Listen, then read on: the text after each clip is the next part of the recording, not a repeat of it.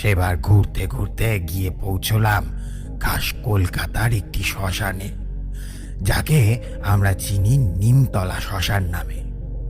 শ্মশানটি বহু পুরনো, যার পাশে অবস্থিত শ্মশানকালীর মন্দির। এমনিতে শ্মশান জায়গাটি আমার খুব ভালো লাগে। বেশ ঠান্ডা জায়গা, কয়েকটা নেড়ি, মাতাল, পাগল ও গেজেল নেশারু ছাড়া আর কেউ থাকে না। মাঝে মাঝেই কানে আসে হরিধ্বনি। মৃতদেহের সঙ্গে কয়েকজন শোকার্ত মানুষ ও বেশ কিছু উল্লসিত লোকজন লরি থেকে নামে।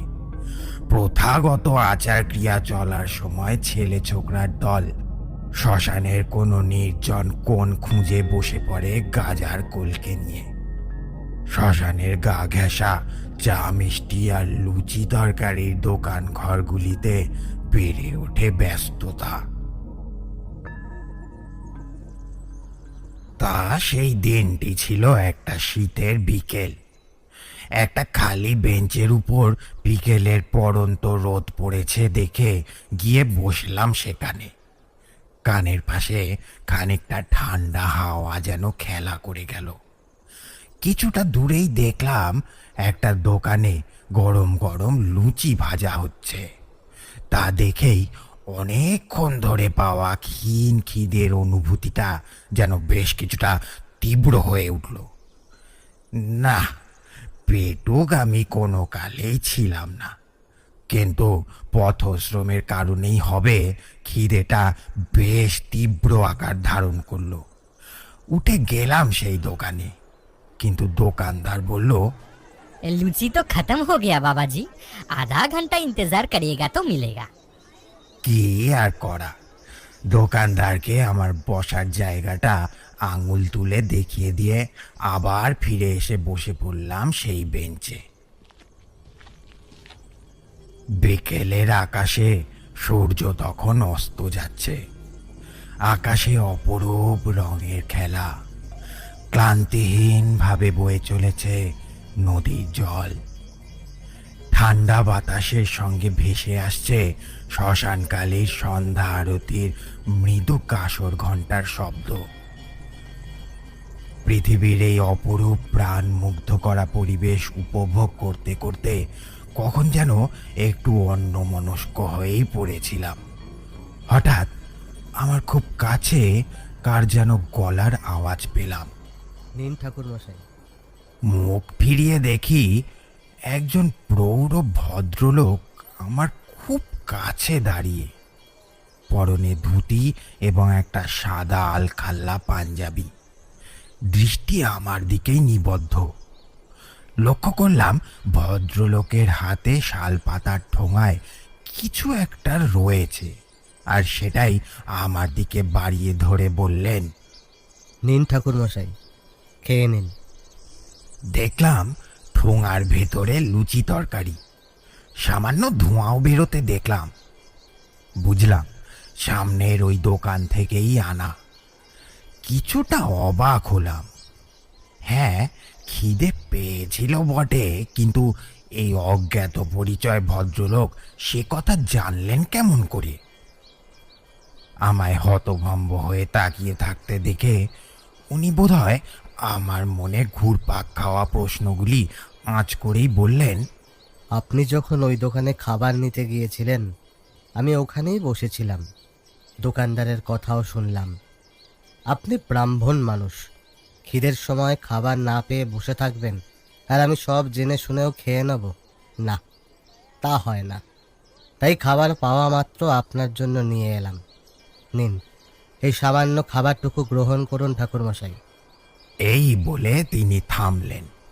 ভদ্রলোকের কথায় এবং কণ্ঠস্বরে বেশ একটা ভক্তি এবং মায়ার আভাস পেলাম। বললাম, না না, দোকানদার তো আমায় কিছুক্ষণ পরেই খাবার দেবে বলেছে।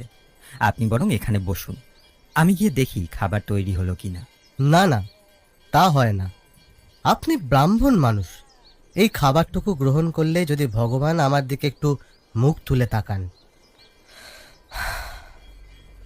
এই বলে ভদ্রলোক একটা দীর্ঘ নিঃশ্বাস ছাড়লেন।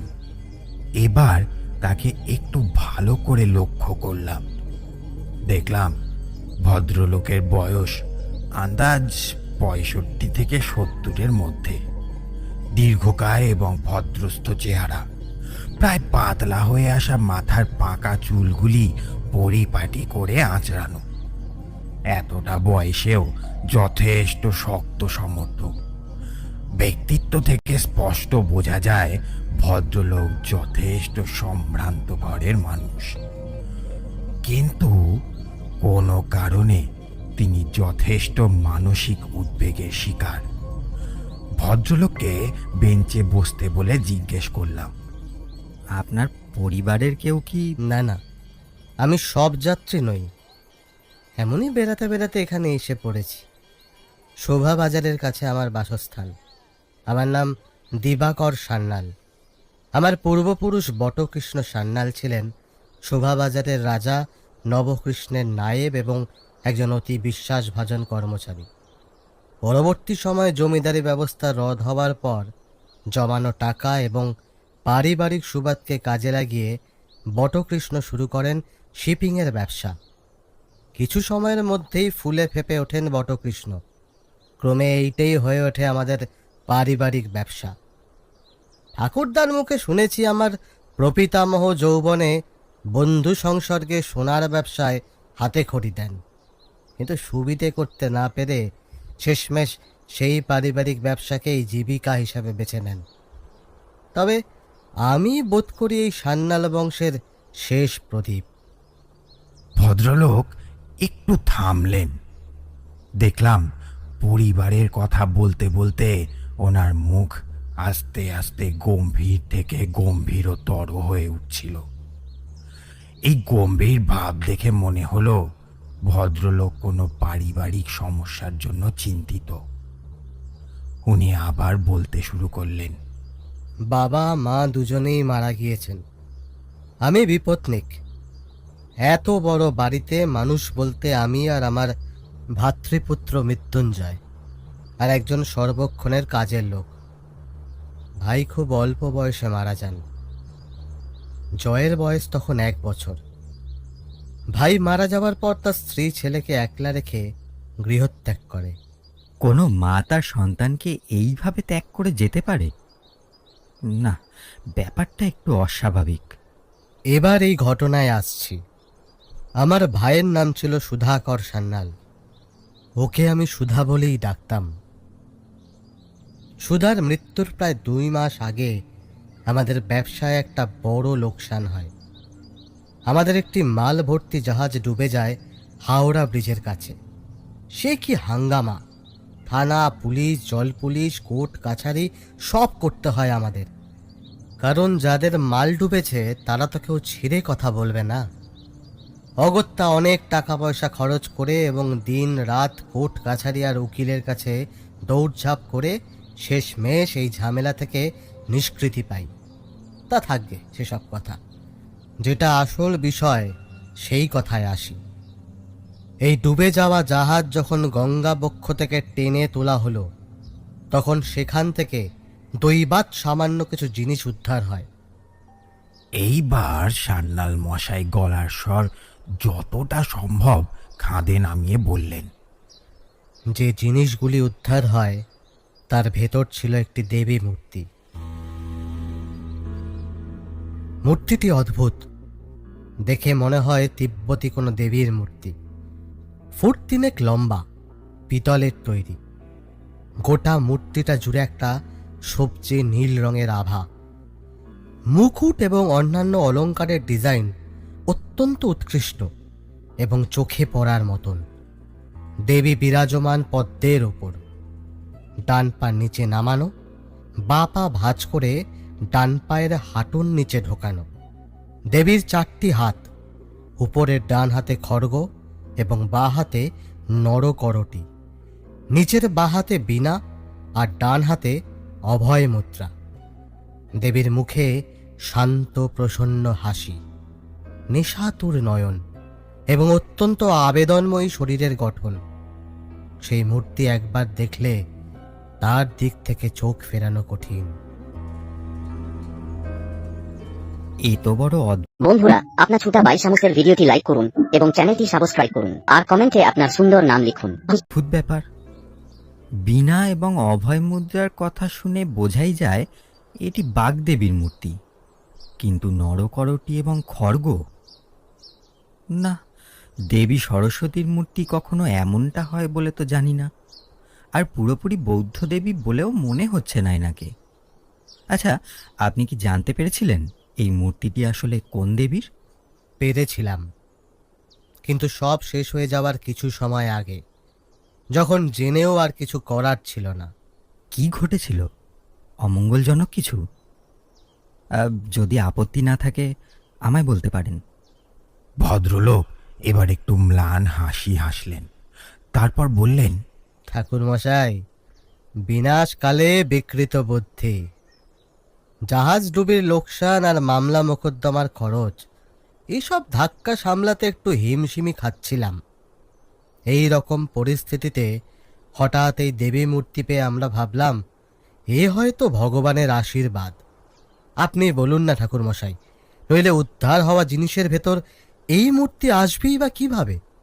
হ্যাঁ, এই রকম পরিস্থিতিতে এমন মনে করাটাই স্বাভাবিক। তারপর সেই মূর্তি আমরা বাড়িতে নিয়ে এলাম। আমরা বলছি ঠিকই, কিন্তু সুধার আগ্রহ এই ব্যাপারে ছিল সবচেয়ে বেশি। মূর্তিটি প্রথমে বসবার ঘরের এক টেবিলে রাখা হয়। শুরুতে সব ঠিকই ছিল। গণ্ডগোলটা শুরু হলো ঠিক 2 দিন পর থেকে। সেদিন সকালে ঘুম থেকে উঠে প্রাতঃকৃত্য আর স্নান সেরে পূজার জন্য ঠাকুর ঘরে ঢুকলাম। ঢুকেই একটা দৃশ্য দেখে একটু অবাক হলাম। দেখলাম আমার ভাই সুধা, যে কিনা পারদপক্ষে ঠাকুর ঘরের চৌকাঠ মারায় না, সে সেখানে বসে পুজো করছে। তাও আবার সেই দেবী মূর্তির, যে এই বাড়িতে আনা হয়েছে সবেমাত্র 2 দিন আগে। বিস্ময়ে আমি কিছুক্ষণ কাঠ হয়ে দাঁড়িয়ে রইলাম। সেখানেই দাঁড়িয়ে ভাইয়ের কীর্তিকলাপ দেখতে থাকলাম। সুধার পূজা শেষ হতে সে উঠে পিছন ঘুরে আমায় দেখতে পেয়ে একটু হকচকিয়ে গেল। একটু ইতস্তত করে বলল, একটা অদ্ভুত কাণ্ড হয়েছে বুঝলি দাদা। কি কাণ্ড? উত্তরে সে যা বললে তাতে আবার এক প্রস্ত অবাক হলাম। আজ আজ ভোর রাতে মা আমার স্বপ্নে এসেছিলেন। মা মানে? কার কথা বলছো? সে মূর্তির দিকে তাকিয়ে হাত জোর করে বললে, ইনি জয় মা, মা গো জয় মা। সুধা সেই স্বপ্নের যে বিবরণ আমায় দিয়েছিল সেটি এই রকম। ভোর রাতে একটি নারী কণ্ঠস্বরে ঘুম ভেঙে গিয়েছিল তার। ঘুম জড়ানো চোখে সে দেখে তার সামনে সেই দেবী মূর্তি যেন হাওয়ায় ভাসছে। সেই নেশাতুর চোখ, সেই আবেদনময়ী শরীর, মুখে সেই স্মিত হাসি। হ্যাঁ, সেই বটে। প্রথমে তার নিজের চোখকে সে বিশ্বাস করতে পারেনি। তারপর হঠাৎ দেবী স্নিগ্ধ কণ্ঠে ডাকলেন, সুধা, সুধাকর, ওঠো, আমায় ঘরে নিয়ে এসেছো আর এখনো ঘুমোচ্ছ? আমায় জাগিয়েছো, আমায় ঘরে এনেছো, কিন্তু খেতে দিচ্ছ না সুধা। অসীম ক্ষুধা আমার, আমায় খেতে দাও, খেতে দাও আমায়। আমার পুজো করো, দেখবে তোমার সব সমস্যা দূর হয়ে যাবে। জীবনের দুঃখ কষ্ট তোমায় ছুতেও পারবে না। আর ঘুমিয়ে থেকো না সুধা, ওঠো, উঠে পড়ো, ওঠো সুধা।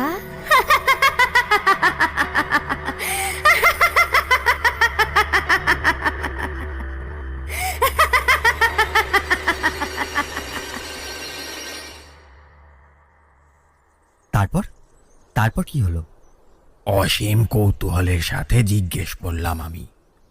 জীবনে অনেক রকম অতিপ্রাকৃতিক ঘটনার সম্মুখীন হয়েছি আমি, অনেক অদ্ভুত কাহিনীও শুনেছি বটে, কিন্তু সান্যাল বাবুর বলা এই ঘটনা আমার জিজ্ঞাসা উত্তর উত্তর বাড়িয়ে তুলছিল। তারপর সান্যাল মশাই আবার বলতে শুরু করলেন। সুধার মুখে সমস্ত ঘটনা শুনে আমি তাকে বললাম, ধর্মে কর্মে মতি এসেছে খুব ভালো কথা, কিন্তু তোর মতন নাস্তিক মানুষ যে কিনা পুজো আচ্চা করা তো অনেক দূরের কথা, দূর থেকে ঠাকুর প্রণাম অবধি কোনোদিন করেনি, সে কিনা রাতারাতি আস্তিক হয়ে উঠল। না বাপু, আমার ব্যাপারটা খুব একটা সুবিধার মনে হচ্ছে না। পুজোই তো করেছি দাদা, এতে অসুবিধার কি আছে? অসুবিধা আছে। একজন অজানা অচেনা দেবী, না আমরা এনার নাম জানি, না পুজোর প্রক্রিয়া। নিদেন পক্ষে নবারণ জেঠুকে ডেকে একবার দেখিয়ে নিলে হতো না? আচ্ছা, তুই যখন বলছিস তাই হোক। এই বলে খানিকটা বিষণ্ণ মুখে সে নিজের ঘরে চলে গেল।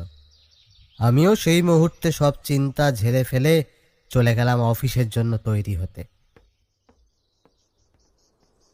ভেবেছিলাম রাতে বাড়ি ফেরার সময় একবার নবারুণ জেঠুর বাড়ি থেকে ঘুরে আসব। নবারুণ চাটুর্যে, তিনি ছিলেন বাবার সময় থেকে আমাদের কুলপুরোহিত, খুব সজ্জন ব্যক্তি। ছোটবেলা থেকে আমাদের দেখেছিলেন বলে আমরা ছিলাম তার বিশেষ স্নেহভাজন। ওনাকে আমরা জেঠু বলেই ডাকতাম। বাবা মারা যাওয়ার পর জেঠুই এক প্রকার আমাদের সামলেছিলেন। আমরাও ওনাকে খুব শ্রদ্ধা করতাম। বিশেষ করে সুধা ছিল ওর ভীষণ প্রিয়, আর বাবার পর সুধা সব থেকে বেশি বাধ্য ছিল জেঠুর। আমার এবং মায়ের কথা না শুনলেও জেঠুর কথা সে কখনো ফেলতো না। কিন্তু সেদিন অফিসের কাজের চাপে ওনার বাড়ি যাবার কথাটা বেমালুম ভুলে গেলাম। যখন মনে পড়ল তখন অনেক রাত হয়েছে, তাই ঠিক করলাম পরের দিন সকালেই ওনার কাছে গিয়ে সব কথা খুলে বলবো, আর ওই মূর্তির ব্যাপারে পরামর্শ নেব। পরের দিন সকালেও সেই একই দৃশ্য। আগের দিনের মতনই স্নান সেরে ঠাকুর ঘরে গিয়ে দেখি সুধা সাষ্টাঙ্গে সেই মূর্তিকে প্রণাম করছে। এই দেখে বলতে পারেন বেশ খানিকটা চটেই উঠলাম। এতবার করে বারণ করা সত্ত্বেও সে ওই একই কাজ করে চলেছে। আমি বুঝলাম এইভাবে হবে না, একমাত্র নবারুণ জেঠুই ওকে এই অনিষ্টের হাত থেকে বাঁচাতে পারবেন। এই ভেবে বেরিয়ে পড়লাম তার বাড়ির উদ্দেশ্যে। কাছেই বাড়ি। কিছুক্ষণ পরে যখন ওনার বাড়ি পৌঁছালাম তখন দেখি জেঠু সবে খেতে বসেছে। আমায় এত সকালে হঠাৎ তার বাড়িতে দেখে অবাক হলেন খানিকটা। বললেন, এসো বাবা, এসো, বসো। তা তুমি এত সকাল সকাল? একটু চিন্তিত দেখাচ্ছে যেন। বাড়িতে সব ঠিক আছে তো? দেখলাম বৃদ্ধ আমার মনের ভাব বুঝে ফেলেছেন। বললাম, জেঠু একটিবার আমার সঙ্গে বাড়িতে আসবেন? সুধা। কি হয়েছে? কি হয়েছে সুধা করে? না জেঠু, তেমন কিছু নয়, শুধু। তাকে সব কিছু খুলে বললাম। শুনে তিনি বেশ কিছুটা বিচলিতই হয়ে পড়লেন। তারপর জ্যাঠা মশাইকে সঙ্গে করে নিয়ে এলাম বাড়িতে। মূর্তিটি উনি বেশ অনেকক্ষণ ধরে পর্যবেক্ষণ করলেন। নিজের মনেই যেন কিছু বিড়বিড় করলেন। তারপর সুধাকরকে ডেকে বললেন, বাবা সুধা, তুমি চেনো এই দেবীকে? না জ্যাঠামশাই, কিন্তু তুমি এর পূজা প্রক্রিয়া জানো? না, আসলে পূজার মন্ত্রের ব্যাপারে তোমার কোনো ধারণা আছে? দেবীকে চেনো না, দেবীর পূজা প্রক্রিয়া জানো না, মন্ত্রের ব্যাপারে তোমার কোনো জ্ঞান নেই, আর তুমি কি না সকাল বিকেল ওনার পূজা করছো? না বাবা না, অমন কাজ করো না। কেন জ্যাঠামশাই? মা যে আমায় স্বপ্নাদেশ দিয়েছেন, মায়ের এই আদেশ আমি অমান্য করি কি করে? শোনো বাবা, আমরা 10 পুরুষ ধরে পূজা করছি, কোনোদিন কোনো ধর্মগ্রন্থে এই দেবীর উল্লেখ পাইনি। কিছুটা বৌদ্ধ ধর্মের দেবদেবীর মতনের আদল, তবে দেখে যা বুঝছি তাতে মনে হচ্ছে ইনি কোনো তান্ত্রিক মতের দেবী। বৌদ্ধতন্ত্রের কোনো ধারণা আছে তোমার? যদি নিজের আর নিজের পরিবারের ভালো চাও তবে অবিলম্বে ওনার পূজা বন্ধ করো, আর কোনো মন্দিরে এই মূর্তি দান করে দাও। না জ্যাঠামশাই, দৃঢ় কণ্ঠে বলে উঠল সুধা। তার কথা শুনে হতবাক হয়ে তার মুখের দিকে তাকালেন জ্যাঠামশাই। তার মুখে বিস্ময় স্পষ্ট। সুধা জ্যাঠামশাইয়ের কথা কোনোদিন অমান্য করেছে? না, এমনটা এর আগে কখনো হয়নি। আমি বললাম, এ কি সুধা, এ কেমনভাবে কথা বলছিস তুই জ্যাঠামশাইয়ের সঙ্গে? সে এতক্ষণ মাথা নিচু করে বসে সব কথা শুনছিল। এবার সে আস্তে আস্তে মুখ তুলল। তার মুখটা দেখে বুকের ভেতরটা ছ্যাদ করে উঠল আমার। কেমন একটা বিকৃত মুখ, চোখ দুটো টকটকে লাল। মুহূর্তের মধ্যে তার এমন পরিবর্তন হলো কি করে? কিছু একটা অমঙ্গলের আশঙ্কায় দম বন্ধ হয়ে আসলো যেন। সে বললে, তুই চুপ কর দাদা। আর জ্যাঠামশাই, আপনি তো পূজারী, আপনিও ভগবানকে শ্রদ্ধা করেন, তার পূজা করেন, কিন্তু আপনি কোনোদিনও তার দেখা পেয়েছেন? পাননি। আমি আমি পেয়েছি। মা আমায় ভালোবাসেন, আমার কাছে খেতে চান। আপনি কেন এসব কথা বলছেন আমাকে? হ্যাঁ, বুঝেছি বুঝেছি। মা মা আমায় স্নেহ করেন বলে আপনার ঈর্ষা হয় আমাকে, তাই না? বলুন, ঠিক ঠিক বললাম তাই তো? বলুন বলুন। বাবা সুধা, তুমি কি পাগল হলে? বুঝতে পারছো না যে কি ভয়ঙ্কর খেলায় মেতে উঠেছো তুমি? আমার কথা শোনো বাবা, আমি তোমার পিতৃতুল্য। তোমার কোনো রূপ ক্ষতি হোক তা আমি চাই না। তোমার ঘরে স্ত্রী আছেন, সন্তান আছেন, আর কারো না হোক ওদের কথা স্মরণে রেখো বাবা। পুজো আচ্ছা দেবদেবী নিয়ে এমন ছেলে খেলা করতে নেই বাবা, তোমায় নিষেধ করছি। এই সর্বনাশ হতে দিও না।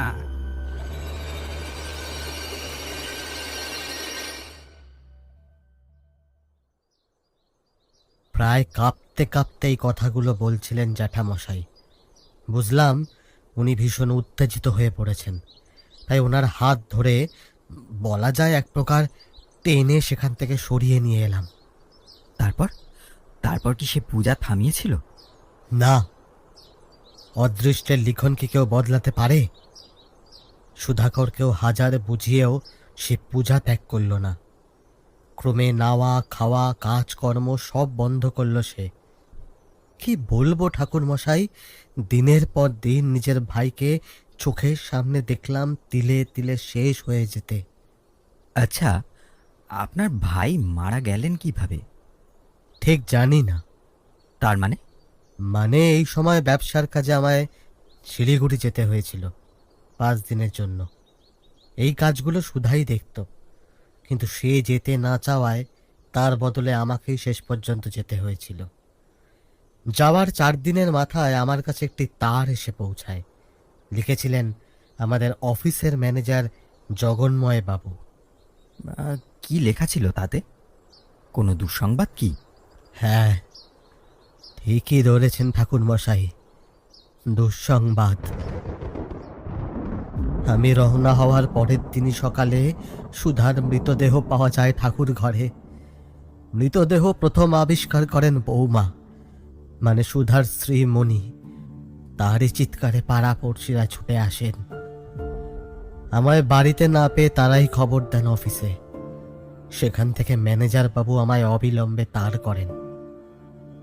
চিঠিটি পড়ে যেন আমার পায়ের তলা থেকে মাটি সরে যায়। হতভম্ব হয়ে বসে থাকি কিছুক্ষণ। তারপর সম্বিত ফিরতে সব কাজ ফেলে অবিলম্বে বাড়ির উদ্দেশ্যে রওনা দিই। কিন্তু সেদিন আমি আর বাড়ি ফিরতে পারিনি। আসলে বাসের টিকিট রিজার্ভ ছিল পরের দিনের জন্য। রাতারাতি টিকিটের ব্যবস্থা না হওয়ায় পরের দিনের বাসেই আমায় ফিরতে হয়। আমি বুঝতেই পেরেছিলাম যে ভাইকে শেষবারের মতন দেখাটাও আমার ভাগ্যে নেই। কিন্তু এখানেই শেষ হয়নি দুঃস্বপ্নের মতন সেই দিনটি। বাড়িতে ঢুকতেই আমার মাথায় দ্বিতীয় বাজটা পড়ল। তার কি হয়েছিল? বাড়ি যখন ঢুকলাম তখন রাত প্রায় 10টা। যেমনটা ভেবেছিলাম, ভাইয়ের শেষকৃত্য হয়ে গেছে। মৃতদেহ এতটা সময় রেখে দেওয়া তখনকার দিনে অশুভ বলে বিবেচিত হতো। একটা বিষয় খেয়াল করে ভীষণ অবাক হলাম, বাড়িতে জনমানবের কোনো চিহ্ন নেই। এরকম একটা দুর্ঘটনা যে বাড়িতে ঘটে সেখানে হামেশাই পাড়াপড়শিরা ভিড় করে থাকে, কিন্তু এখানে জনমানব শূন্য। বাড়ির সদর দরজা হাট করে খোলা, কেউ বাতিটুকু অবধি জ্বালায়নি। কেমন একটা অজানা আশঙ্কায় মনটা হু হু করে উঠল। তবে কি বৌমার কিছু হলো? আর মৃত্যুঞ্জয়, তারই বা কোনো সারা শব্দ পাচ্ছি না কেন? ধীর পায়ে বাড়ির ভেতর ঢুকলাম। চারদিক নিস্তব্ধ, নিঝুম। বাড়িতে বৌমা নেই, তাই তো? ঠিক বলেছেন, বৌমা নেই। আর আপনার ভাতৃপুত্র মৃত্যুঞ্জয়? দেখলাম সে ঘুমোচ্ছে খাটের ওপর, একলা। তারপর আপনি খোঁজ খবর নিয়েছিলেন নিশ্চয়ই বৌমার? তা তো করেই ছিলাম। সেই রাতেই প্রথম পাড়াপড়শির কাছে খোঁজ নিলাম, কেউ কিচ্ছু জানে না। তারপর গেলাম পুলিশের কাছে। ভাইয়ের মৃতদেহ আবিষ্কারের পর এবং মৃত্যু অস্বাভাবিক হওয়ায় পুলিশে খবর দিয়েছিলেন আমাদের ম্যানেজার বাবু। আবার আমি বৌমার নিখোঁজের রিপোর্ট করায় বেশ একটু নড়ে চড়ে বসেছিলেন তারা। জোর কদমে তদন্তও করেছিলেন। বলা বাহুল্য, তাদের প্রথম সন্দেহভাজন ছিলাম আমি। পুলিশের ধারণা ছিল গোটা সম্পত্তি নিজে আত্মসাৎ করব বলে আমি আমার ভাইকে হত্যা করি, এবং তার স্ত্রীর অন্তর্ধানের পেছনেও আমারই হাত আছে। যদিও পোস্টমর্টম রিপোর্টে সন্দেহজনক কিছু ছিল না। অনেক জিজ্ঞাসাবাদ, অনেক খানা তল্লাশি করার পরও আমার বিরুদ্ধে কোনো প্রমাণ না পাওয়ায় তারা কেস ক্লোজ করেন। তার মানে আপনার বৌমার কোনো সন্ধান পাননি? তখন পাইনি। বিশ্বাস করুন ঠাকুরমশাই, মা কালীর নামে শপথ করে বলছি, সম্পত্তির লোভ আমার কোনো কালেই ছিল না। সেই সম্পত্তির জন্য কারোর ক্ষতি করব না, এ আমার পক্ষে অসম্ভব। ভদ্রলোকের একটা কথায় আমার একটু খটকা লাগলো। জিজ্ঞেস করলাম, আচ্ছা সান্যাল মশাই, আপনি বললেন বৌমা মানে সুধাকরের স্ত্রীর কোনো খবর আপনি তখন পাননি। তার মানে আপনি কি পরে কখনো তার খবর পেয়েছিলেন? প্রশ্ন শুনে ভদ্রলোক কিছুক্ষণ চুপ করে বসে রইলেন। তারপর বললেন, ঠাকুরমশাই, শুরুতে আপনাকে একটা কথা বলা হয়নি। কিভাবে যে এই কথা বলবো তা বুঝতে পারছিলাম না। আর বললেও সেটা আপনার হয়তো বিশ্বাস নাও হতে পারত।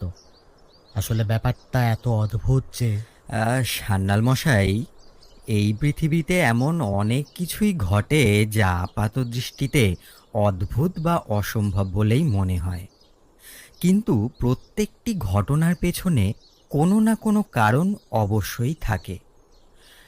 আসলে কি জানেন তো, ভগবান আছেন, আর এই পৃথিবীতে সব কিছুই তার ইচ্ছের অধীন। তার অসাধ্য কিছুই নয়। আমার নিজেরই এমন অনেক ঘটনার অভিজ্ঞতা আছে, যেসব ঘটনা নিজের চোখে না দেখলে বিশ্বাস করা কঠিন। তাই আপনি নির্দ্বিধায় বলুন। ভদ্রলোক আমার কথায় খানিকটা ভরসা পেলেন বলেই মনে হলো। তার মুখের ভাবে বুঝলাম কথাগুলো কিভাবে বলবেন তা নিজের মনেই একটু গুছিয়ে নিলেন। তারপর বললেন, তখন আপনাকে বলেছিলাম না যে বেড়াতে এসেছি এখানে? হ্যাঁ, তা বলেছিলেন বটে। কথাটা সম্পূর্ণ সত্য নয়। বেশ, বলে যান। আমার এখানে আসার আরও একটি উদ্দেশ্য আছে। মনে মনে ভাবলাম, একজন সাধারণ সংসারী মানুষের এইভাবে শ্মশানে ঘুরে বেড়াবার কি কারণ থাকতে পারে? জিজ্ঞেস করলাম, কি উদ্দেশ্য? মাসখানেক আগের ঘটনা। দিনটা ছিল রবিবার। এমনিতে ছুটির দিনেও একবার অন্তত ঘন্টা 2-3 জন্য হলেও অফিস যেতে হয়। বুঝতেই পাচ্ছেন ঠাকুরমশাই, নিজস্ব ব্যবসায় কোনো ছুটি থাকে না। সেদিনও অফিস গিয়েছিলাম, কিন্তু সেদিন আমায় একটু তাড়াতাড়ি বাড়ি ফিরে আসতে হয়। আসলে শরীরটা ঠিক ভালো লাগছিল না, তাই তাড়াতাড়ি বাড়ি ফিরে এলাম। এসে হাত মুখ ধুয়ে সবে খেতে বসেছি, এমন সময় দরজায় কে কড়া নাড়ল। হরি এসে বলল, দাদাবাবু, বাইরে একজন এসেছেন, আপনার সাথে দেখা করতে চান। কি নাম বলল? নাম তো কিছু বললেন না, শুধু বললেন বাবুকে ডেকে দাও, বিশেষ দরকার। বাইরে বেরিয়ে দেখি বন্ধুরা, আপনার ছুটা 22 চামচের ভিডিওটি লাইক করুন এবং চ্যানেলটি সাবস্ক্রাইব করুন আর কমেন্টে আপনার সুন্দর নাম লিখুন। একজন মাঝবয়সী ভদ্রলোক। জিজ্ঞেস করলাম, কাকে চাই? আপনাকে। হ্যাঁ বলুন, কি দরকার? একটিবার ভেতরে গিয়ে বসতে পারি? হ্যাঁ, আসুন। ভদ্রলোককে ভেতরে এনে বসতে বললাম। সে বসতে বসতে বললে, সান্যাল মশাই, আমি আজ রাতটা আপনার এখানেই থাকবো। শুধু দুপুরে খাওয়ার ব্যবস্থা করবেন দয়া করে। রাতে খাবারের প্রয়োজন নেই, কাল সকালে আবার আমি চলে যাব। আপনি আমায় চেনেন? আমার নাম জানলেন কিভাবে? না, আপনাকে আমি চিনি না। আসলে আমার একটা ক্ষমতা আছে, যার দ্বারা আমি আপনার বিষয়ে জেনেছি। সান্যাল মশাইয়ের কথা শুনে এবার একটু সোজা হয়ে বসলাম। আবার আবার সে জিজ্ঞেস করলাম, তারপর এইসব কথা শুনে ভাবলাম লোকটা পাগল নয় তো। তাকে জিজ্ঞেস করলাম, ক্ষমতা? কিসের ক্ষমতা? সে আমি আপনাকে বোঝাতে পারবো না। সামনেই আপনার ঘোর বিপদ আসছে, আপনাকে সেই বিপদ থেকে সাবধান করতেই আমার এখানে আসা। কিসের বিপদ? আপনি কি যাতা বলছেন? মধ্যাহ্ন ভোজ তখন আমার মাথায় উঠেছে। একটু বিরক্ত হয়েই বললাম, কিন্তু দেখলাম আমার বিরক্ত ভাব দেখেও সে অবিচল রইল। তার মুখে একটা প্রশান্ত হাসি লেগেই আছে। তাকে দেখে তো কিছুতেই পাগল বলে বিশ্বাস হয় না। না সান্যাল মশাই, সে কোনো পাগল নয়। আমার এই কথা শুনে ভদ্রলোক আমার দিকে অবাক দৃষ্টিতে তাকালেন। তারপর জিজ্ঞেস করলেন, আপনি চেনেন তাকে? হ্যাঁ চিনি। সে আমার জীবনের সাথে আষ্ঠে পৃষ্ঠে জড়িয়ে আছে। সে নিজের নাম অমর জীবন বলেছিল, তাই তো? হ্যাঁ হ্যাঁ, অমর জীবন। কিন্তু কিন্তু এত অবাক হবেন না সান্যাল মশাই। সে আপনার কাছে এসেছিল, নিশ্চয়ই এর পেছনে কোনো রহস্য আছে।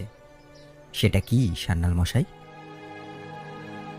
ভদ্রলোকের মুখে দেখলাম এক টুকরো আনন্দের ঝিলিক খেলা করে গেল। কিসের আনন্দ? আমি চকিতে বলে উঠলাম। তারানাথ কিছুক্ষণ মাটির দিকে দৃষ্টি রেখেই বলল, আচ্ছা ধরো, তুমি বিশেষ কোনো দরকারে কাউকে অনেক দিন ধরে খুঁজে বেড়াচ্ছ, কিন্তু কিছুতেই খুঁজে পাচ্ছ না। এহেন অবস্থায় যদি অপ্রত্যাশিতভাবে সেই ব্যক্তিটিকে হঠাৎ তুমি নিজের চোখের সামনে দাঁড়িয়ে থাকতে দেখো, তাহলে তোমার মনের ভাব কি হবে?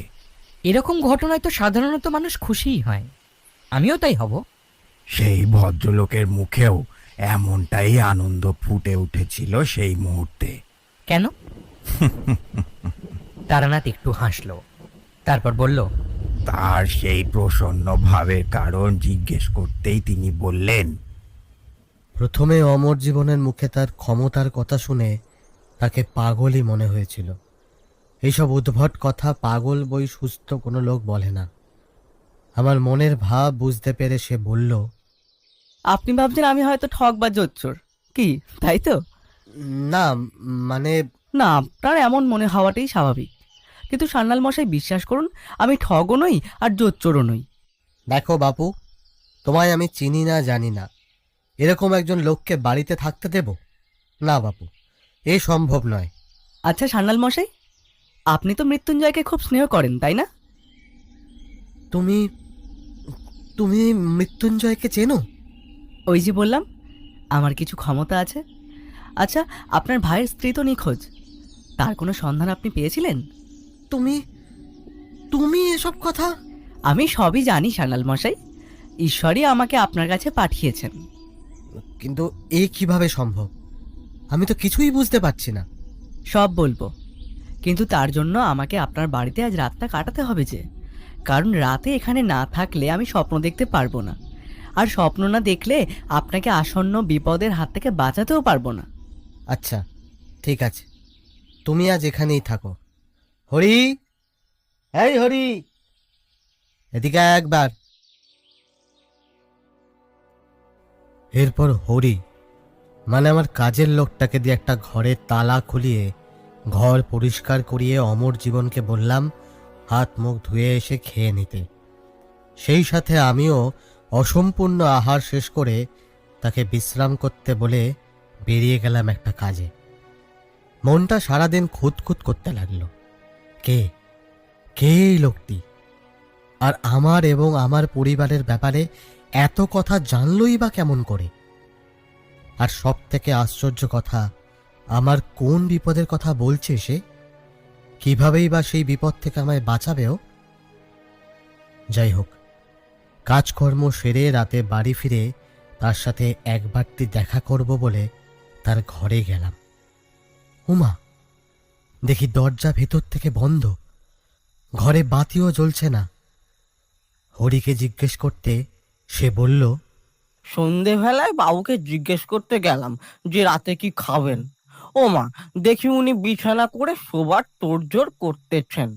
জিজ্ঞেস করলে বললেন উনি নাকি স্বপ্ন দেখার দিন রাতে কিছু খান না। কি উদ্ভট কথা বলুন দেখি। তা আপনি খাবেন তো দাদা বাবু? হ্যাঁ খাবো। তারপর হরি ভেতরে চলে গেল খাবার আনতে। আমিও আর দেরি না করে তাড়াতাড়ি খাওয়া দাওয়া সেরে ঘুমাতে চলে গেলাম।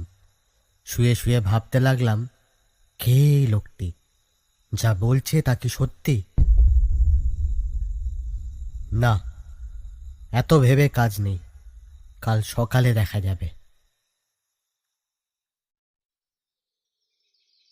পরের দিন সকালে ভোরবেলা উঠে পড়লাম হরির ডাকে। দাদা বাবু, ও দাদা বাবু, উঠে পড়ুন, আপনাকে ওই বাবু ডাকছেন। তুই চায়ের আয়োজন কর, আমি হাত মুখ ধুয়ে আসি। হাত মুখ ধুয়ে বাইরের বারান্দায় গিয়ে দেখলাম অমর জীবন বসে আছে সেখানে।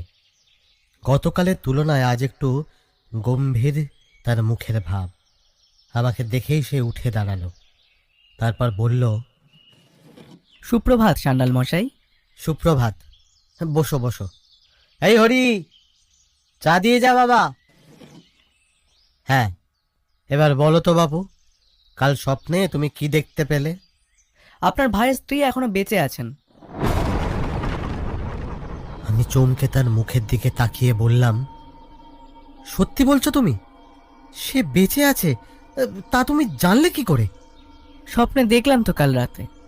তা সে যদি বেঁচেই থাকে তবে পুলিশ তাকে খুঁজে পেল না কেন? আর সে বাড়িতেই বা ফিরে এলো না কেন? উনি বেঁচে আছেন ঠিকই, কিন্তু কিন্তু কি? উনি আর আপনার বৌমা নেই। তার মানে? উনি বাড়ি ছেড়ে চলে গিয়েছিলেন কেন আপনি জানেন? না, আমার ভাই যখন মারা যায়। আপনি ভাবছেন স্বামীর মৃত্যু শোকে তিনি বাড়ি ছেড়েছিলেন, কি তাই তো? হ্যাঁ, এছাড়া আর কি কারণ থাকতে পারে? তা নয় সান্যাল মশাই, এ কারণে উনি বাড়ি ছাড়েননি। তাহলে? আচ্ছা, উনি যখন নিখোঁজ হন তখন তো ওর ছেলে ছোট। আপনার কি মনে হয় অত ছোট বাচ্চাকে একা ফেলে রেখে কোনো মাকে নিরুদ্দেশের পথে যাত্রা করতে পারে? না, তা তো কখনোই করতে পারে না। কিন্তু আমি যে নিজের চোখে দেখেছি এই ঘটনা। না, আপনি নিজের চোখে দেখেননি। আপনি তো সেই সময় বাড়িতেই ছিলেন না, দেখবেন কেমন করে? ঠিক, আমি কাজ থেকে বাড়ি ফিরে দেখলেন বাড়ি ফাঁকা। হ্যাঁ, ফাঁকা, কেউ কোথাও নেই, শুধু মৃত্যুঞ্জয় শুয়ে আছে খাটে একা। কিন্তু তুমি এসব স্বপ্নে দেখেছো? সে আমার কথা শুনে একবার মৃদু হাসলো, তারপর বলল, মৃত্যুঞ্জয়ই ওনার গৃহত্যাগের আসল কারণ সান্যাল মশাই। আমি আকাশ থেকে পড়লাম, বললাম, ওইটুকু দুধের শিশু, ওর জন্য তার মা গৃহত্যাগ করলো? এমনিতে সম্ভব নয়, কিন্তু বাচ্চার বিপদ দেখলে যে কোনো মাই তার সর্বস্ব ত্যাগ করতে দ্বিধা করেন না। বিপদ মৃত্যুঞ্জয়ের? হ্যাঁ সান্যাল মশাই, ছেলেকে বাঁচাবার জন্যই আপনার বৌমা গৃহত্যাগ করেছিলেন। কিন্তু কার হাত থেকে বাঁচাবার জন্য? ওইটুকু শিশুর শত্রু কে থাকতে পারে? সান্যাল মশাই, আপনার ভাইয়ের মৃত্যুর কারণ আপনি জানেন? না, সে কারণ পুলিশও অনুসন্ধান করে বার করতে পারেনি। আচ্ছা, আপনার ভাই একটি দেবী মূর্তির পূজা করতেন, সেই মূর্তিটি এখন কোথায় তা আপনি জানেন? ওর কথা শুনে আমি আর নতুন করে অবাক হলাম না। আমার পরিবারের সমস্ত ঘটনাই ও কোনো এক জাদু বলে জেনে ফেলেছে। একটা দীর্ঘশ্বাস ফেলে বললাম, তাও জানি না। ভাইয়ের মৃত্যু আর বৌমার অন্তর্ধান হওয়ার ঘটনায় আমি এতটাই বিস্মিত আর মর্মাহত ছিলাম যে সেই সময় সেই মূর্তির কথা আমার মনেই আসেনি। পরে সময়ের সাথে সাথে একটু ধাতস্থ হওয়ার পর একদিন হঠাৎ খেয়াল হলো যে সেই মূর্তিটি ঠাকুর ঘরে নেই। গোটা বাড়ি খুঁজেও সেই মূর্তি আর পাওয়া গেল না। তারপর আর সেটার খোঁজ করিনি। আসলে ওই মূর্তি বাড়িতে আসার পর থেকেই যত অলক্ষণে ঘটনা ঘটতে শুরু করেছিল। তাই মনে মনে ভাবলাম, যাক গিয়ে ওই অলক্ষণে মূর্তির বিদায় হয়েছে, বাঁচা গেছে। বিদেয় হয়নি সান্যাল মশাই। তার মানে তুমি জানো সে মূর্তি এখন কোথায়? হ্যাঁ জানি বই কি, মূর্তিটি আছে আপনার বৌমার কাছে। এই কথা শুনে আমি হতভম্ব হয়ে তাকিয়ে রইলাম তার মুখের দিকে। জিজ্ঞেস করলাম, তার মানে বৌমা যাবার সময় সেই মূর্তি নিজের সঙ্গে করে নিয়ে গিয়েছিল? কিন্তু কেন? নিজের স্বামীকে তিনি দেবীর কোপ দৃষ্টি থেকে বাঁচাতে পারেননি। তার মৃত্যুর পর তিনি পণ করেন যে কোনো উপায়ে হোক মৃত্যুঞ্জয়ের ওপর তিনি সেই দেবীর কালো ছায়া কিছুতেই পড়তে দেবেন না। তার মানে সান্যাল মশাই, সুধাকরের মৃত্যুর কারণ ওই মূর্তি? আমি আশ্চর্য হয়ে জিজ্ঞেস করলাম। ভদ্রলোক উপর নিচে মাথা নাড়িয়ে হ্যাঁ বললেন। কিভাবে? আমি নিজের কানকে বিশ্বাস করতে পারছিলাম না। একটা মূর্তি যে কারোর মৃত্যুর জন্য দায়ী হতে পারে, এ তো আমি স্বপ্নেও কল্পনা করিনি। সান্যাল মশাই, আপাত দৃষ্টিতে অবিশ্বাস্য মনে হলেও পৃথিবীতে এমন অনেক কিছুই ঘটে যায় আমাদের অজান্তে। আমি নিজেই এমন এক মূর্তির কথা শুনেছিলাম একবার। কিন্তু সে কথা থাক, আপনি বলুন তারপর কি হলো? সেও এই একই কথা বলেছিল। বলা ভালো, আপনার এবং তার কথা হুবহু এক। অদ্ভুত ব্যাপার ঠাকুর মশাই, কথাগুলো একেবারে অক্ষরে অক্ষরে মিলে যাচ্ছে। তারপর কি হলো সান্যাল মশাই? অমর জীবনের কাছে মূর্তির সম্পর্কে জানতে চাইলে সে বলল, মূর্তিটি আপনার ভাই ঘরে এনে মাতৃরূপে ভক্তি ভরে পূজা করেছিলেন, তাও আবার সাধারণ পূজারীতি মেনেই। এই দেবীর পূজা পদ্ধতি সম্পূর্ণ ভিন্ন। এইভাবে অজ্ঞানে পূজা করার ফলে দেবীর ক্রোধের শিকার হয়েছিলেন উনি। কে এই দেবী? ওনার পূজা পদ্ধতি বা কি? আর এই মূর্তি তো সুধা পেয়েছিল গঙ্গা বক্ষ থেকে, তাই তো? হ্যাঁ, তাই বটে। আচ্ছা, এই মূর্তি সেখানে আসলোই বা কিভাবে? অনেক কাহিনী জড়িয়ে আছে এই মূর্তির সাথে সান্যাল মশাই। আমি আপনাকে সংক্ষেপেই বলছি। এই মূর্তি প্রথম তৈরি হয় তিব্বতে। যে সাধক তান্ত্রিকের নির্দেশে এই মূর্তি বানানো হয়েছিল তিনি ছিলেন বামুনগাছির এক জমিদার বংশের ছেলে। ছেলেবেলা থেকেই তার ছিল তন্ত্র সাধনার প্রতি অগাধ কৌতূহল। একসময় তিনি পালিয়ে চলে যান তিব্বতে। তিব্বতে তখন চলছিল বজ্রযান বৌদ্ধ ধর্মের গৌরবময় অধ্যায়। সেখানেই এক বৌদ্ধ তান্ত্রিক সাধুর সান্নিধ্যে তিনি বজ্রযান তন্ত্র সাধনায় লিপ্ত হন, আর তার ফলে সময়ের সাথে সাথে তিনি নিজেও হয়ে ওঠেন একজন সিদ্ধ তান্ত্রিক। তখন প্রচুর নাম ডাক তার। আর এই নাম ডাকের ফলে তিব্বতের রাজা একদিন তার কাছে হাজির হন শত্রুর হাত থেকে নিজের পরিবারকে বাঁচানোর জন্য। আসলে সেই সময় তিব্বতে চলছিল ভয়ানক অরাজকতা। তখন রাজা এবং তার পরিবারকে শত্রুর হাত থেকে বাঁচানোর জন্য তিনি ওই মূর্তি বানান এক তিব্বতী মূর্তিকারকে দিয়ে। আর সেই কারণেই মূর্তিটি এক নজরে দেখলে তিব্বতীয় বলেই মনে হয়। যাই হোক, এরপর এক সময় তিনি ফিরে আসেন নিজের পৈতৃক বাড়ি বামুনগাছিতে। সাথে সেই মূর্তিটিও নিয়ে আসেন আর নিজেদের বাড়িতে প্রতিষ্ঠা করেন, এবং তার কিছুদিন পর তিনি আবার বাড়ি ছেড়ে চলে যান দ্বিতীয় এবং শেষবারের মতন।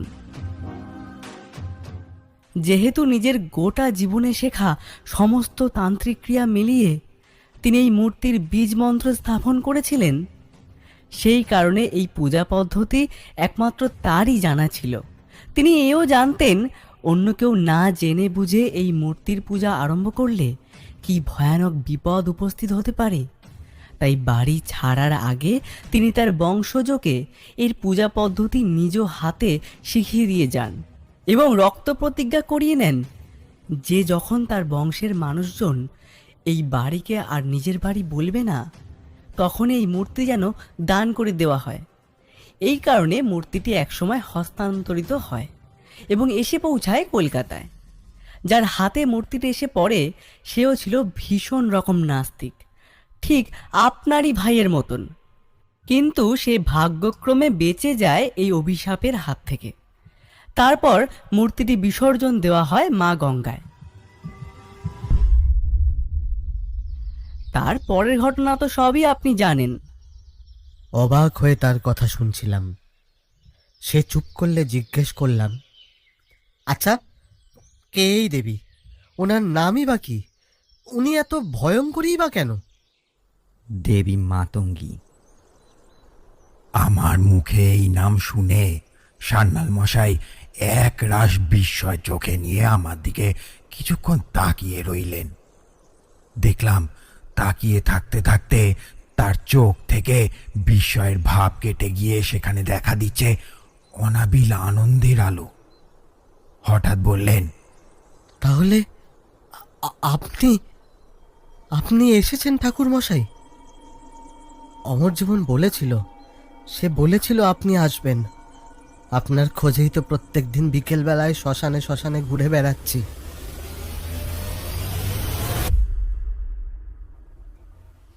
দেবী মা তো দেবী কি যেন নাম বললেন?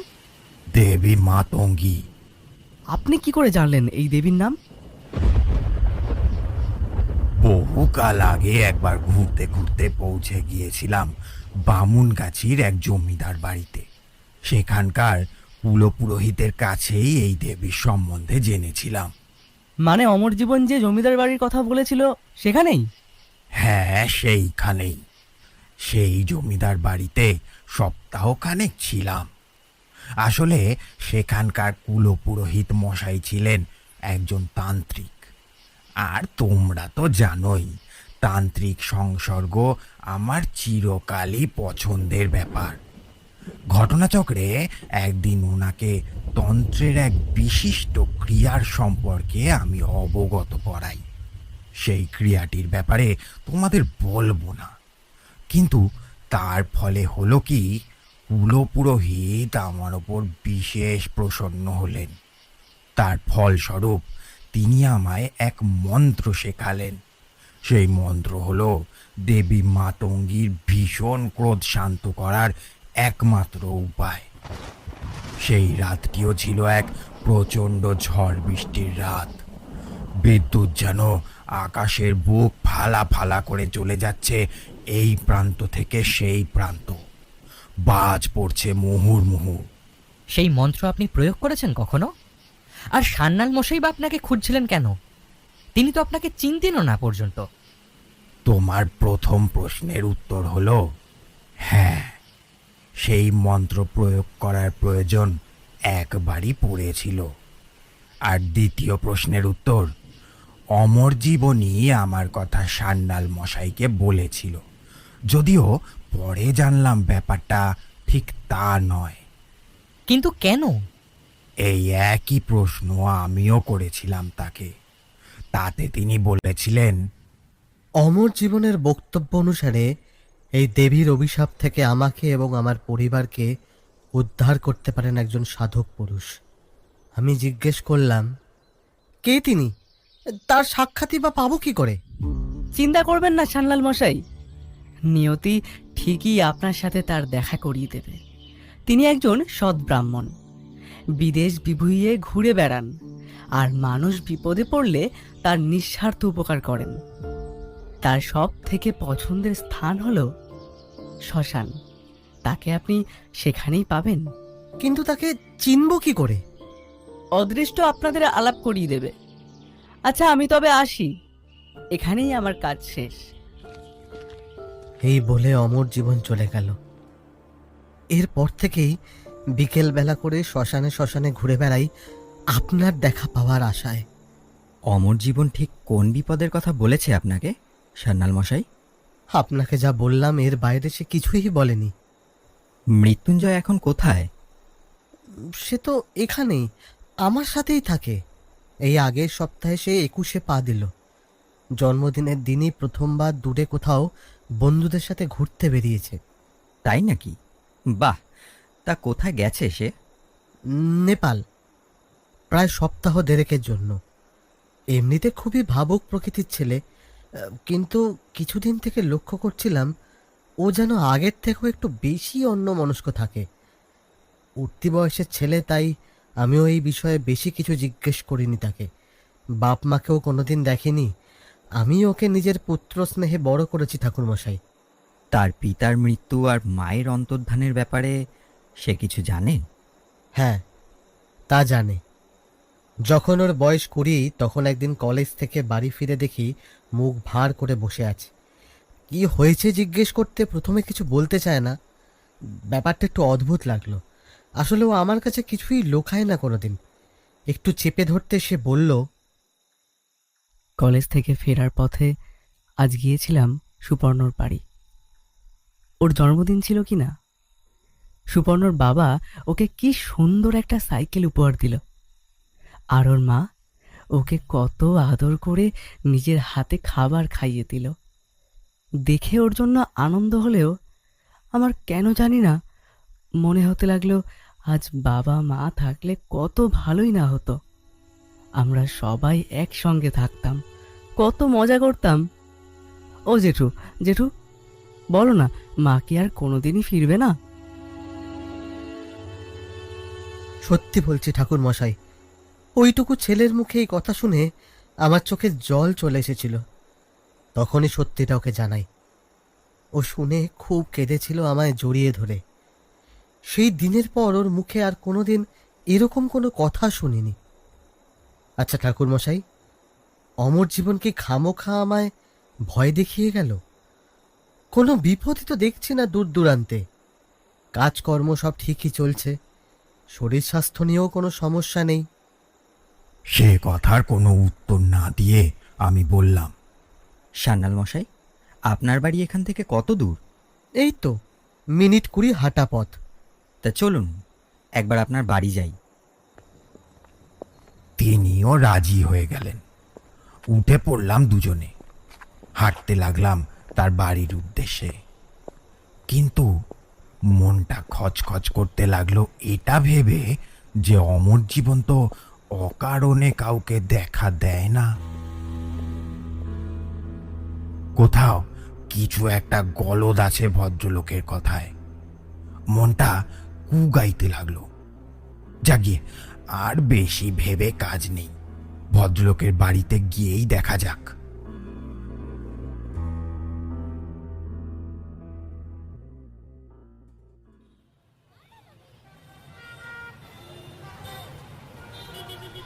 শহরে ট্রাম, বাস আর মানুষে ঠাসা রাস্তা পেরিয়ে যখন তার বাড়ির গলিতে এসে ঢুকলাম, তখন প্রায় রাত 8:30 বাজে। শীতকাল। বড় রাস্তায় বাস ট্রামের ঘরঘরানি থাকলেও পাড়ার গলি কিন্তু নিস্তব্ধ, জনমানব শূন্য। একটা কুকুর কুণ্ডুলি পাকিয়ে শুয়েছিল পাশেই একটা বাড়ির সিঁড়িতে। আমাদের পায়ের শব্দে একটু মাথা তুলে দেখে আবার নির্বিকার চিত্তে মুখ গুজে শুয়ে পড়ল সেখানেই। হাঁটতে হাঁটতে এক সময় গলিটা যেখানে শেষ সেইখানেই একটা প্রকাণ্ড গেটের সামনে ভদ্রলোক থামলেন। বুঝলাম এটাই ওনার বাড়ি। হঠাৎ যেন একটু বিরক্ত ভাবেই তিনি বললেন, কি হলো? বাড়ির সব আলো বন্ধ কেন? বাড়িটার দিকে তাকাতেই আমার মনে হলো গোটা বাড়িটাকে যেন একটা জমাট বাঁধা অন্ধকারের চাই আস্তে আস্তে গিলে খেয়েছে। রাস্তার যেটুকু আলো গেট পেরিয়ে বাড়ির উপর গিয়ে পড়েছে তাতে বুঝলাম বেশ বড় দোতলা বাড়ি। জানলা দরজা সবই প্রায় বন্ধ। শুধু বাড়ির বাঁদিক থেকে একটা লাল আলোর আভা যেন দেখতে পেলাম। তোমরা তো জানোই মধুসুন্দরী দেবীর আশীর্বাদে কিছু ক্ষমতা আমার আছে, যার বলে যে কোনো রকম বিপদের কথা কিছু আগেই টের পেয়ে যাই আমি। সেই মুহূর্তে সেখানেও কিছু একটা অশুভ, কোনো একটা উন্মত্ত শক্তির উপস্থিতির আভাস যেন টের পাচ্ছিলাম। ভদ্রলোক বাড়ির ভেতরে ঢুকতে যাচ্ছিলেন, কিন্তু তাকে বাধা দিয়ে বললাম, দাঁড়ান সান্যাল মশাই, ওই ওই লাল আভাটি কিসের বলতে পারেন? ভদ্রলোক আমার দৃষ্টি অনুসরণ করে সেদিকটা তাকালেন। এবার একটু অস্বস্তি সুরে বললেন, ওদিকে তো মৃত্যুঞ্জয়ের ঘর। মনে হচ্ছে ওর ঘরের জানলা দিয়েই আসছে আলোটা। কিন্তু ওর ফিরতে তো এখনো 2-3 দিন সময় বাকি। তাহলে কি হরি? না সান্যাল মশাই, হরি নয়। এই বলে বাড়ির গেটের ভেতর যেই না পা রেখেছি তৎক্ষণাৎ কোথা থেকে যেন এক ঝোড়ো বাতাস ধেয়ে এসে আমাকে যেন বাড়ির বাইরে বার করে দিতে চাইলে। সেই বাতাসের শব্দের সাথে যেন মিশে আছে একটি নারী কণ্ঠস্বর, যেন ফিসফিসিয়ে বলছে, ভালো চাস তো এক্ষুনি বেরিয়ে যা।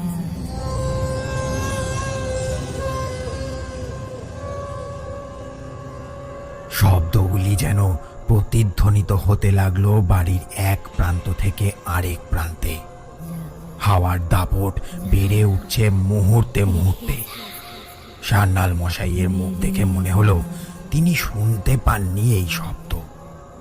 বাড়ির সদর দরজা খুলে ভিতরে প্রবেশ করব কিনা ভাবছি, এমন সময় কান ফাটানো একটা শব্দ। কাছেই কোথাও বাজ পড়ল বুঝি।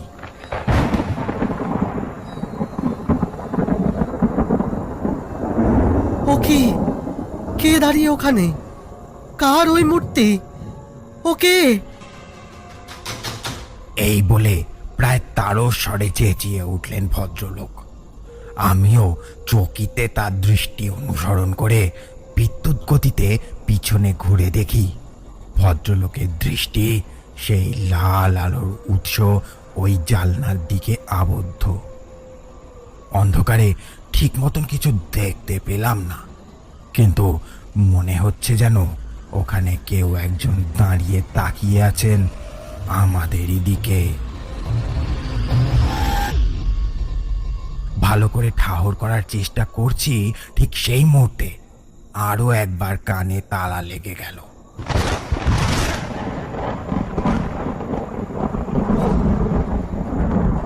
আবার কাছে কোথাও বাজ পড়েছে নিশ্চয়ই, কিন্তু এবার বিদ্যুৎ চমকের এক মুহূর্তে সেই চোখ ধাঁধানো আলোয় যা দেখলাম তাতে নিজের দৃষ্টিকে কিছুক্ষণের জন্য যেন বিশ্বাস হলো না। জানলায় দাঁড়িয়ে এক নারী মূর্তি, কিন্তু সে নারী মূর্তি কোনো কোমল হরিণী নয়না, অপ্সরা রূপী কিংবা রূপে যৌবনে পরিপূর্ণ প্রেয়সীর ন্যায় নয়। সে মূর্তি যেন এক পিশাচিনী। পরনে রক্তবসন, তার লম্বা কেশ অনবরত উড়ছে বাতাসে। যেন 100টা বিষধর সাপ কিলবিল করছে। গলার হাড় যেন ঠেলে উঠেছে। বন্ধুরা, আপনার ছুটা 22 চামচের ভিডিওটি লাইক করুন এবং চ্যানেলটি সাবস্ক্রাইব করুন আর কমেন্টে আপনার সুন্দর নাম লিখুন। চোখ দুটি অস্বাভাবিক তীব্র জ্বালামুখীর ন্যায় আগুন জ্বলছে তাতে, যেন গোটা দুনিয়াকে জ্বালিয়ে পুড়িয়ে ছাড়খাড় করে দিতে উদ্যত। সমস্ত মুখমণ্ডলে অমঙ্গলের ছাপ স্পষ্ট। হঠাৎ সান্যাল মশাইয়ের মুখে এক অস্পষ্ট শব্দ শুনলাম। মণি, মণি? মণিকে? আমার ভাতৃবধূ। তার মানে এই নারী মূর্তি মৃত্যুঞ্জয়ের মা? হ্যাঁ, কিন্তু সে এত বছর পর এখানে এইভাবে। এই বলে তিনি উদ্ভ্রান্তের মতন দৌড়ে সদর দরজা খুলে ভেতরে চলে গেলেন। আমিও গেলাম তাকে অনুসরণ করে। ভেতরে পৌঁছে যেই না উনি একটা নির্দিষ্ট ঘরের দরজা খুললেন, সঙ্গে সঙ্গে বিদ্যুৎ বেগে একটা হাত তার গলায় এসে চেপে বসলো। বুঝলাম এ সেই পিশাচিনীর হাত ছাড়া আর কারো নয়। এবার দেখলাম ভদ্রলোকের পা ক্রমশ মাটি ছেড়ে শূন্যে উঠে যাচ্ছে। পিশাচিনী তার এক হাতে খড়ের পুতুলের ন্যায় একজন জলজ্যান্ত মানুষকে শূন্যে তুলে ধরে রেখেছে। তার চোখ দিয়ে যেন ঠিকরে বেরোচ্ছে আগুন, মুখ হা, শত অবিন্যস্ত চুল উঠছে, এক অপার্থিব গর্জন শোনা যাচ্ছে তার মুখে। তার সঙ্গে মিশেছে ভদ্রলোকের আর্তনাদ। ভয়ঙ্কর, অতি ভয়ঙ্কর সেই দৃশ্য। বাইরে তখনও ঝড়ের তাণ্ডব চলছে অবিশ্রান্ত। হঠাৎ বাড়ির সমস্ত জানালাগুলি একসঙ্গে প্রকাণ্ড শব্দ করে নিজে থেকেই খুলে গেল। অগন্তিক কামান যেন একসাথে গোলা ছুড়লে।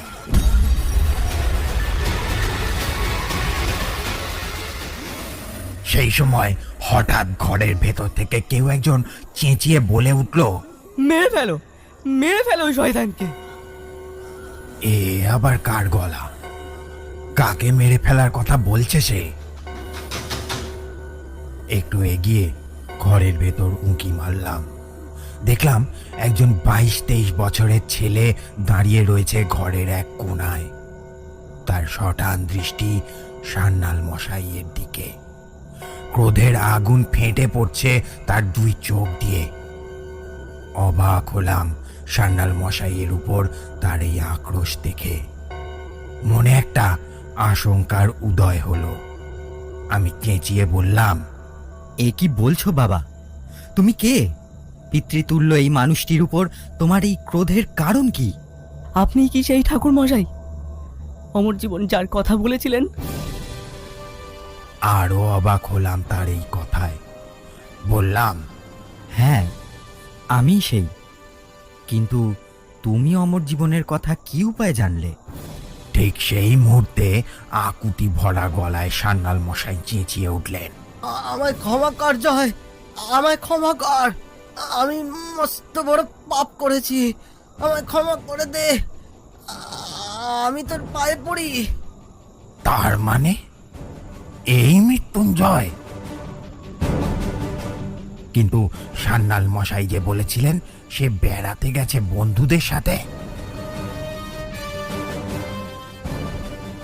এইবার কথা শোনা গেল সেই পিশাচিনীর মুখে। ক্ষমা? নিজের মৃত্যুকে প্রত্যক্ষ করার পর এখন তোর পাপ বোধ জাগছে, তাই না? যখন যখন তুই আমার নিষ্পাপ ভালো মানুষ স্বামীকে হত্যা করেছিলি তোর এই শয়তান চাকরকে দিয়ে, তখন কোথায় ছিল তোর এই পাপ বোধ? যখন আমাকে নিজের হাতে খুন করার পরিকল্পনা করেছিলি, তখন কোথায় ছিল তোর বিবেক? আর যখন আমার ছেলেটাকে শেষ করে দেবার জন্য তাকে ভুলিয়ে ফালিয়ে বিদেশে পাঠিয়ে দিয়েছিলি, সেই সেই শয়তান চাকরটার সঙ্গে কোথায় ছিল? কোথায় ছিল?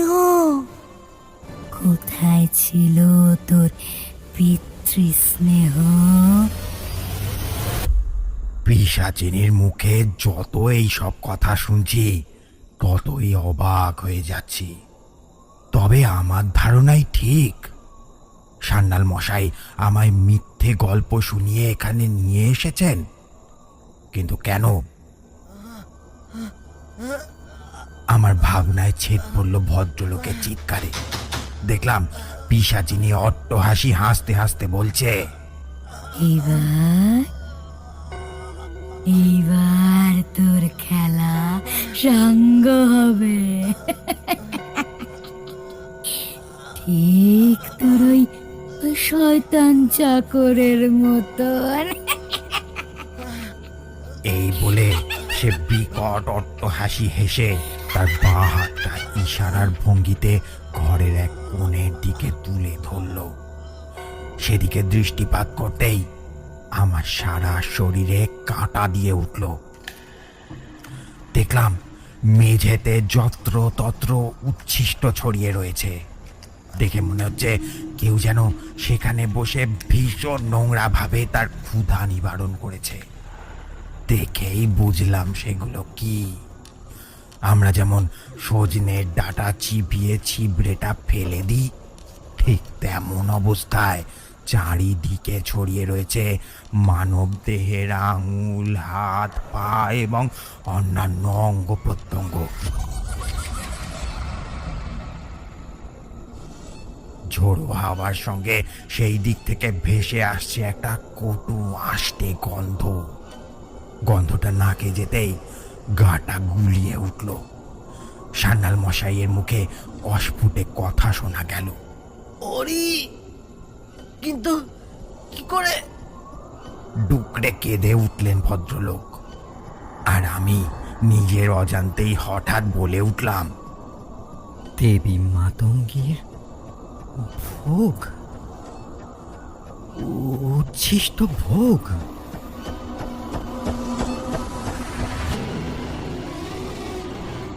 সান্যাল মশাইয়ের আসন্ন পরিণতি নিয়ে আমার মনে তখন আর কোনো সন্দেহ নেই। কিন্তু কেন এই পরিণতি হতে চলেছে ভদ্রলোকের? এত কিছু শোনার আর দেখার পর আমার মনে একটা ধারণা তৈরি হয়েছে, কিন্তু তা সুস্পষ্ট নয়।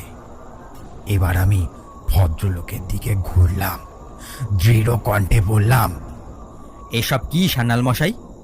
বানিয়ে বানিয়ে মিথ্যে বলে আপনি আমাকেও এখানে নিয়ে এসে আপনার পাপের ভাগী করতে চেয়েছিলেন, কিন্তু কেন? ঠাকুর মশাই, আমি লোভী হয়ে পড়েছিলাম। আমারই কৃতকর্মের ফল আজ আমায় ভোগ করতে হবে। জীবনে বহু পাপ আমি করেছি। আজও আপনাকে এই বাড়িতে নিয়ে এসেছিলাম নিজের পাপ ঢাকতে, কিন্তু আমার বোধহয় পাপের ঘড়া পূর্ণ হয়েছে।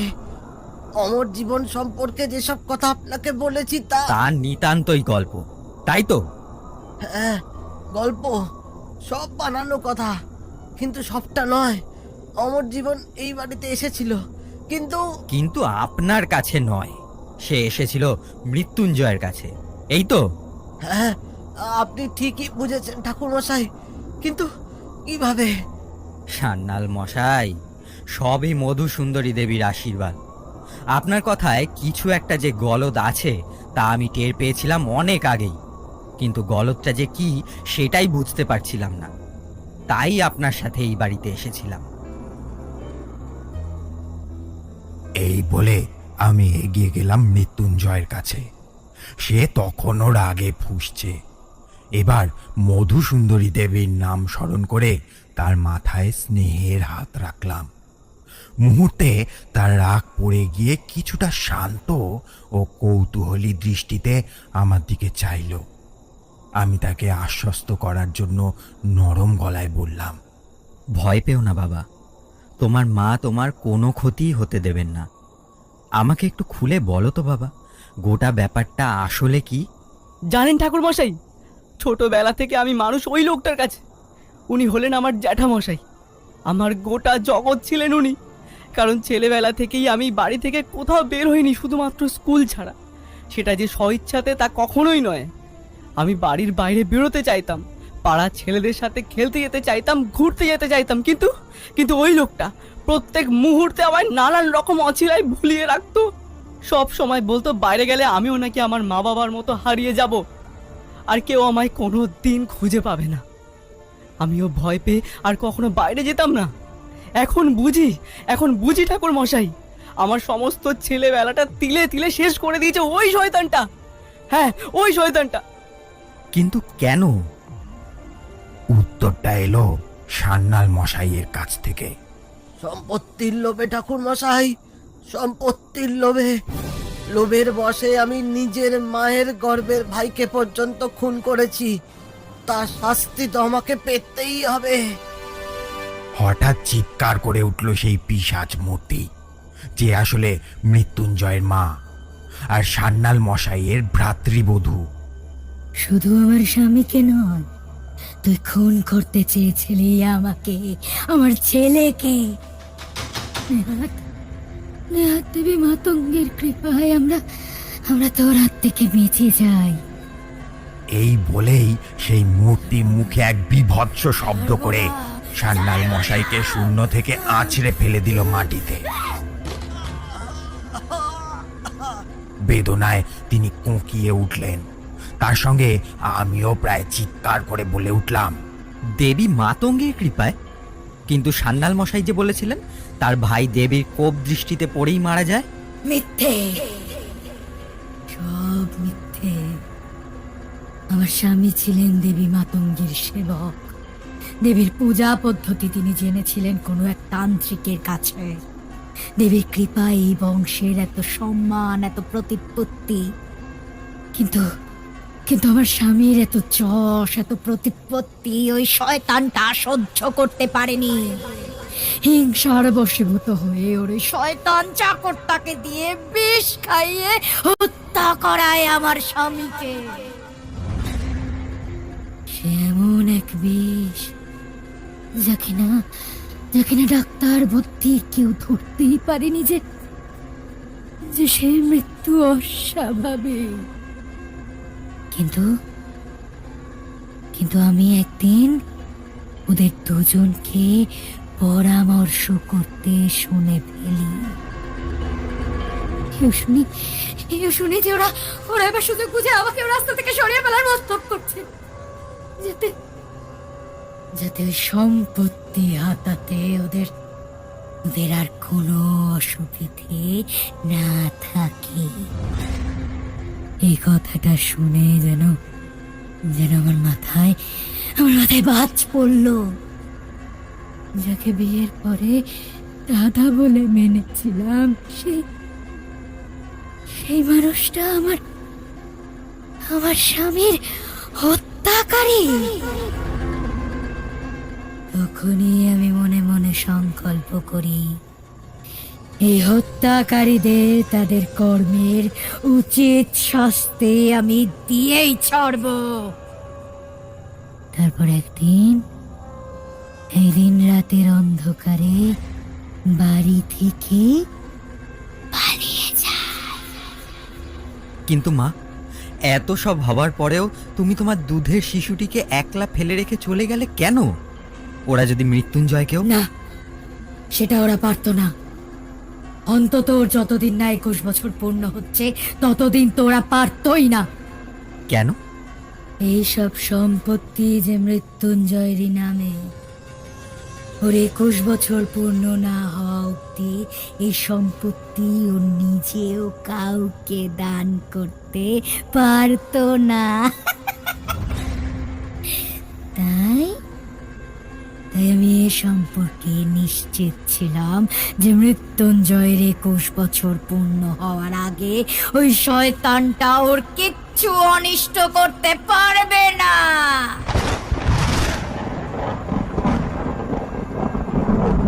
তার মানে সম্পত্তি এখন ওর... হ্যাঁ ঠাকুর মশাই, তাহলে অমর জীবন তোমাকে এই ব্যাপারেই সাবধান করতে এসেছিল? হ্যাঁ ঠাকুরমশাই। কিন্তু সে আমার কথা কেন বলেছিল? এই সমস্ত ঘটনায় আমার ভূমিকা কি? সেটা আমি জানি না ঠাকুরমশাই। এই সময় হঠাৎ সান্যাল মশাইয়ের চাপা আর্তনাদ শুনতে পেয়ে তার দিকে দৃষ্টিপাত করলাম। দেখলাম মণিমা আবার তাকে মাটি থেকে তুলে নিয়েছে শূন্যে। তার দৃষ্টিতে তখন এক বীভৎস অভিসন্ধি খেলা করছে, প্রচন্ড স্বরে গজরাচ্ছে আর বলছে, তোর খেলা শেষ শয়তান, তোর খেলা শেষ। আমার স্বামীর মৃত্যু আর পুত্র বিয়োগে যে অমানসিক যন্ত্রণা আমি সহ্য করে এসেছি এতকাল, আজ তার নিবারণ হবে। আর কোনো মায়ের কোল তুই খালি করতে পারবি না, পারবি না কোনো এতির মাথার সিঁদুর উজড়ে দিতে। মায়ের খুব খিদে পেয়েছে, ভীষণ খিদে পেয়েছে তার। অনেক কাল হয়ে গেল জানিস, মায়ের ভোগে কোনো নরমেদ পরিবেশন করতে পারিনি। আজ আজ সুযোগ এসেছে। সান্যাল মশাই আকুলি বিকলি করতে থাকলেন। মণিমা বলে চলল, ভয় পাস না, ভয় পাস না, মায়ের কাজে লাগতে চলেছিস তুই, আর কাঁদছিস। ওরে ওরে, সৌভাগ্য তো সকলের হয় না, একটু কষ্ট হবে, একটু, বেশি না, সামান্য কষ্ট, সামান্য। যখন তোর হাত পা কান গলা ছিঁড়ে নেবো একটা একটা করে, তখন একটু একটু কষ্ট হবে। সে কষ্টে তুই যখন আত্মনাদ করবি, যখন বলবি এই আত্মনাদে শান্ত হবে আমার কলিজা, শান্ত হবে, একদম শান্ত হবে। এই বলে সে এক প্রচন্ড অট্টহাস্য করে উঠল। আমি এতক্ষণ দাঁড়িয়ে সব দেখছিলাম, কিন্তু এবার আর চুপ করে দাঁড়িয়ে থাকা যায় না। মানছি সান্যাল মশাই অপরাধ করেছেন, পাপ করেছেন, কিন্তু চোখের সামনে একজন মানুষের এই পরিণতি হবে জেনে শিউরে উঠছিলাম। আর তাছাড়া এরপর এই দুইজন মা ও ছেলে মিলে আর কোনোদিনই সুস্থ স্বাভাবিকভাবে জীবনযাপন করতে পারবে না। কিন্তু এই শক্তির সাথে মোকাবিলা করার ক্ষমতা আমার তো নেই। এ যে সাক্ষাৎ দেবী মাতঙ্গী ভক্তের উপর ভর করেছেন অন্যায়ের শাস্তি দেবার জন্য। কি করি, কি যে করি কিছুই মাথায় আসছিল না। আমার বাঁদিকের খোলা জানলাটা দিয়ে হঠাৎ চোখে বিদ্যুৎ চমকানোর আলো এসে লাগলো।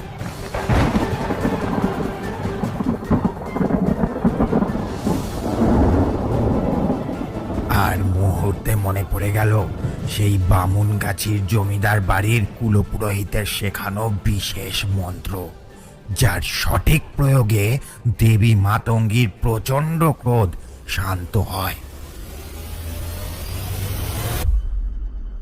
তার জন্য দরকার উচ্ছিষ্ট ভোগ,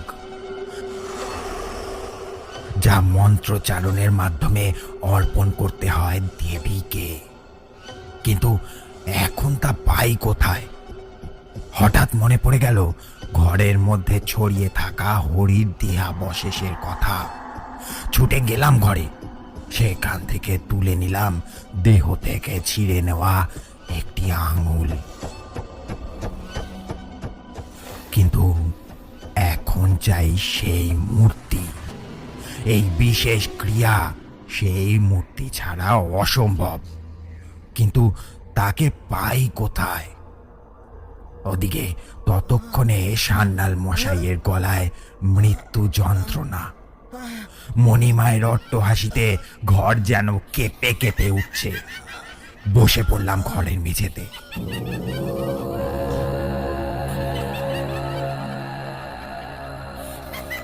এবার চোখ বন্ধ করে মধুসুন্দরী দেবীর নাম স্মরণ করে সেই মূর্তি কোথায় আছে মনে মনে প্রশ্ন করতেই একটা ঝোড়ো বাতাস এসে লাগলো আমার মুখে। চোখ খুলে ঠাহর করবার চেষ্টা করলাম কোন দিক থেকে এলো এই বাতাস। বুঝলাম পূর্বের খোলা দরজার দিক থেকে এসেছে। ছুটে গেলাম সেদিকে। বাইরে বেরিয়ে দেখলাম বাগানের দিক থেকে আসছে একটি আবছা লাল আলো। বুঝলাম ওইখানেই আছে সেই মূর্তি। এক মুহূর্ত সময় নষ্ট না করে ছুটলাম সেদিকে। সেখানে একটা পুরনো তুলসী বেদি করা আছে। বেদির ওপরেই সেই মূর্তি বিরাজমান। বসে পড়লাম সেইখানেই। এবার এক মনে কুলপুরোহিতের শেখানো সেই মন্ত্র উচ্চারণ করতে শুরু করলাম। ঝড়ের শক্তি যেন ক্রমশই বেড়ে চলেছে। হাওয়ার দাপট এতটাই বেশি যে সেখানে বসে থাকাই দায়। কোন রকমে মন্ত্রোচ্চারণ শেষ করে সেই ছেঁড়া আঙুলটা অর্পণ করলাম দেবীকে।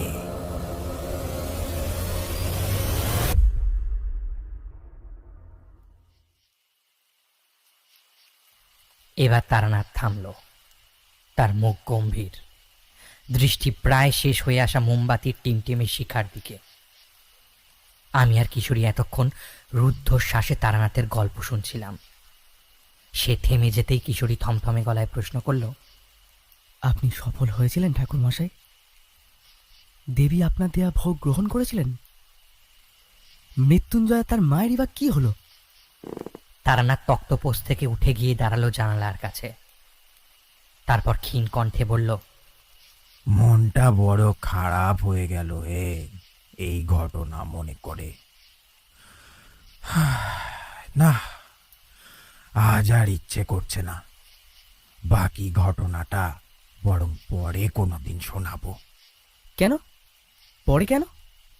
কৌতূহল যে ভীষণ রকম বেড়ে গেল ঠাকুর মশাই। দেখুন, শেষটুকু না জানতে পারলে যে রাতে ঘুম হবে না আমার। না না না, আমি পুরো গল্পটা ঘটনাটা না শুনে কিন্তু আমি এখান থেকে একদম নড়ছি না। বৃষ্টিটা ধরেছে, এই বেলায় বেরিয়ে পড়ো। আমি বুঝলাম কোনো এক বিশেষ কারণে তারানাথ এখন আর গল্পটি বলতে চাইছেন না। কি সেই কারণ? তারানাথ কি সফল হয়েছিল? আর যদি বিফল হয়েই থাকে, তাহলে গল্পে সেই চরিত্র তিনটির শেষ পর্যন্ত কি হলো? কিশোরী কিছু একটা বলতে যাচ্ছিল, তাকে থামিয়ে দিয়ে বললাম, কিশোরী, ঠাকুর মশাই বলছেন যখন চলো, পরের দিন নয় এসে বাকি গল্পটা শুনে নেওয়া যাবে। এখন চলো। চললাম ঠাকুর মশাই, আবার আসবো।